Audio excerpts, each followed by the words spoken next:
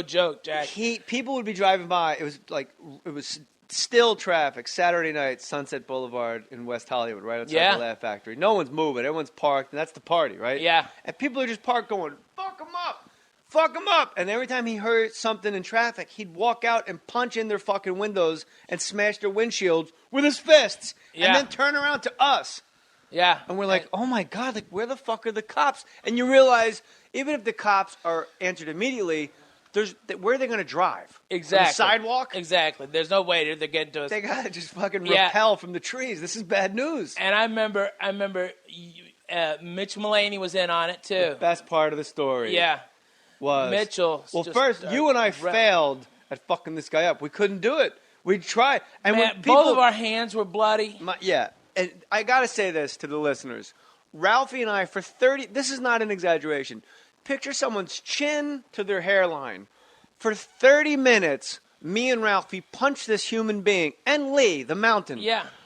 Only between his chin and his hair. There wasn't a fucking shot that hit the shoulder. No. Nothing hit his stomach, his leg, his ribs. And I remember at one point, I did kick him in the knee a couple of times to keep him down. I had flip-flops on. Yeah. And he was laying on the ground. You should have hit him with them bunions of yours.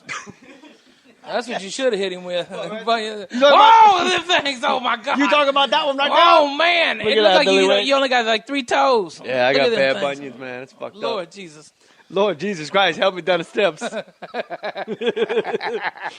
I went to kick the guy when he's laying down. I realized I can actually shatter his leg. And when I lifted up my foot, my flip-flop fell off. And I've never worn flip-flops in public since that moment. I told you about the man wearing man shoes. Okay, I told you. Walking around.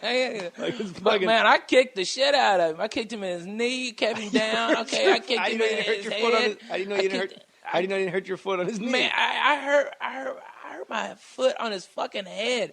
I remember the time I did it, I heard my toes pop, okay? But I bruised my toes, all right? Kicking him so hard, man. And I had boots on. This guy was laying on the back, and Lee picked up the valet stands where the sign is. Yeah. It's like that weighted gold, like, you know, when they connect the theater ropes in the theater, like the actual stand. The sign that's weighted like cement so the wind don't blow it over.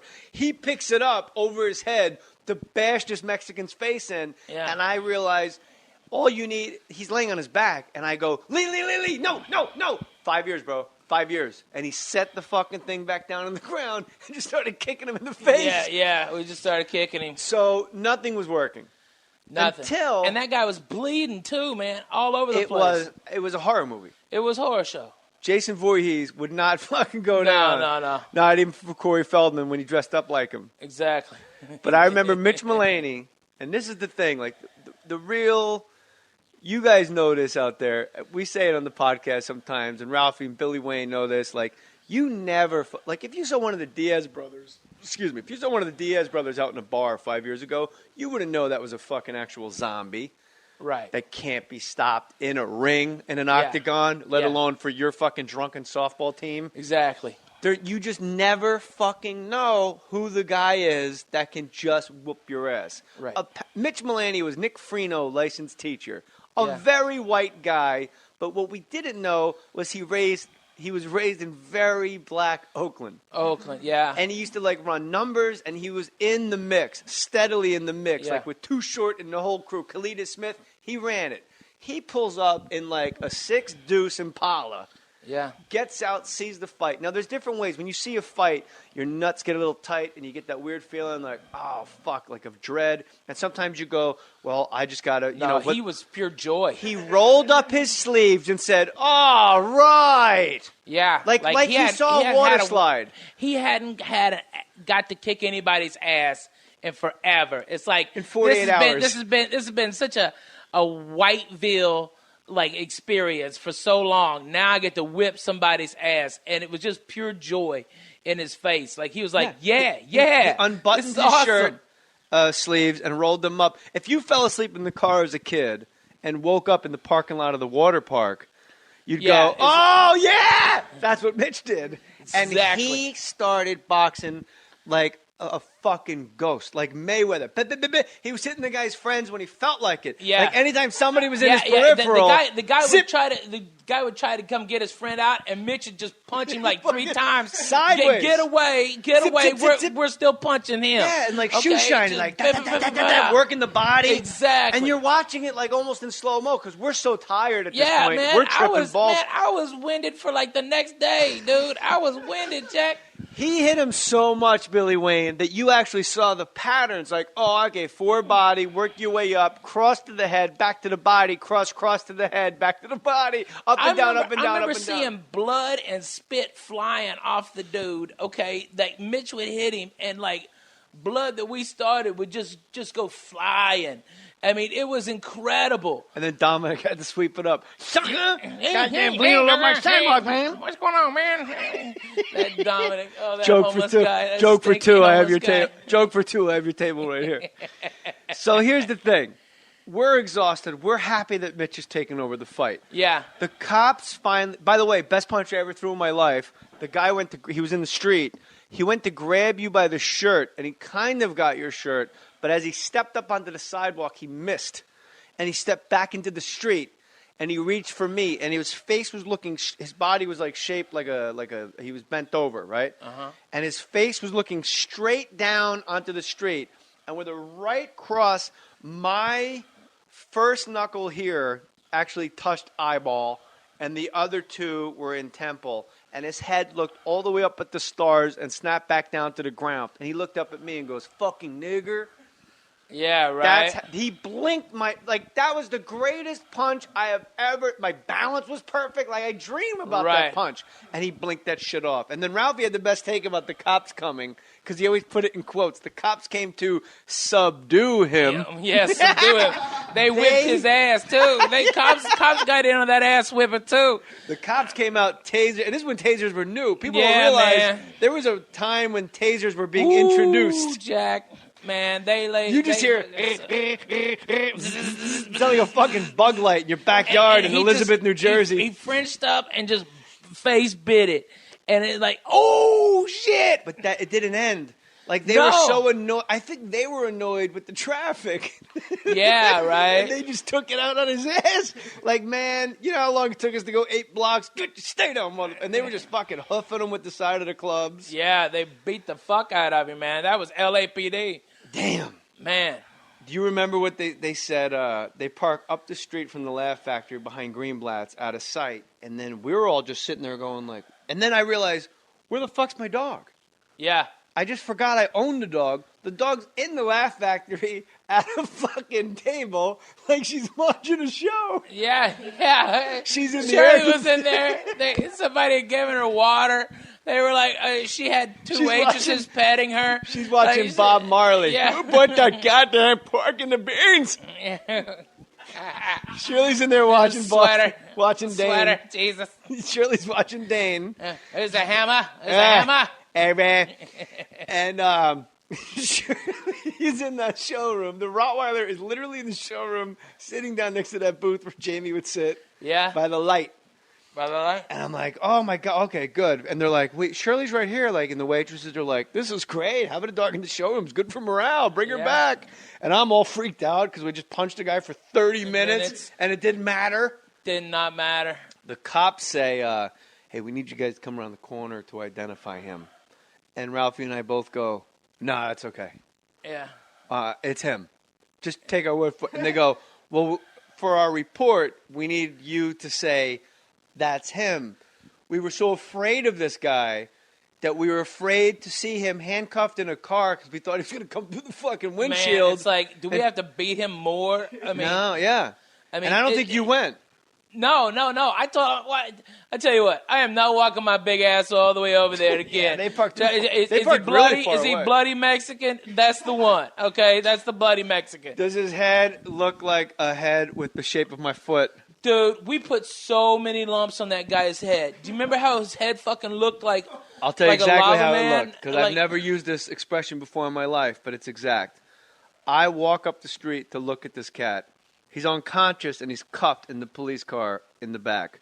But I still don't get too close because I think it's like Friday the 13th. It's like Mike Myers, bro, in a William Shatner mask. He's coming at me. Yeah. It looked like he put his face. When you buy that brick of fireworks, right, and you light, all summer long, you just throw the firecrackers because they're fun, and then every once in a while you go, fuck it, let's light the whole brick at once. Yeah. And that's like the game. It looked like he just put his face down in a pack of firecrackers, and it just exploded. A brick. It just exploded all over. I've never seen a face like that. It looked like he ate a hornet's nest. Man, I was so afraid that we were going to get AIDS in our hands. That we were going to get AIDSy hands. I mean, I was like, I made the Filipinos in back get bleach out and like bleach my hands. Oh my God, because Filipinos are really known for straightening out AIDS. They really do. They never get it. They never get the HIV. That's one thing about the Philippines. They really There's don't. No HIV. They don't get the. You never hear about them. You know why? Because they pour bleach on their hands. They have sex with whoever they want. No condom, ass, mouth, vagine. They got it covered. Little bleach on the hands. Bleach on the hands. Bleach on the hands. But I thought that's where we were going to get the HIV. And, man, I tell you, that was crazy, JJ. That was one of the craziest nights I've ever had in Hollywood. That was almost as crazy as the night I saw the transvestite hooker blowing the midget on Santa Monica by that Yukon gold place, okay, on the newspaper box. Okay. Time out. Okay, you didn't know? I didn't tell you that. No, you said it like that was like when Joe Namath guaranteed the Super Bowl. Like you just said that shit like it was lore. Like everyone knew it. That story. Man, that was like when Babe Ruth called his own shot. That was like when the transvestite blew the midget on the newspaper stand. Yeah, Doug Stanhope and I were sitting across the on a bus stop bench drinking beer that we got at 7-Eleven, and we saw a transvestite hooker pick up a midget, sat him on a newspaper box, and suck his dick. Okay. And that midget's name was Brad Williams. That'd be awesome, man. Good for Brad. Yeah, no shit. No shit. Good for him anytime, man. And what, so you saw the whole pickup, like the midget was out trolling? Yeah. And saw it happen. Saw the whole thing go down. How long does it take a midget to nut? About 4 minutes. 4 minutes, about 2 beers worth. I was just going to say how about 2 beers. God damn it. That fuck motherfucker. I was exactly going to go, is that 1 beer? Is that 2 beers? That's 2 beers. That's a beer every 2 minutes. That's that's power drinking. Well, when you're watching a fucking midget getting blown by a transvestite, you have to drink fast so people think you're waiting in line. You know? I mean, like, what the fuck? You're like, oh, man, it's a good thing we bought extra. I didn't know this was going to break out. Exactly. And you're across the street, and what do? You cheer him on, but you hear the guy, that midget, that squeal midgets have. It's awesome, man.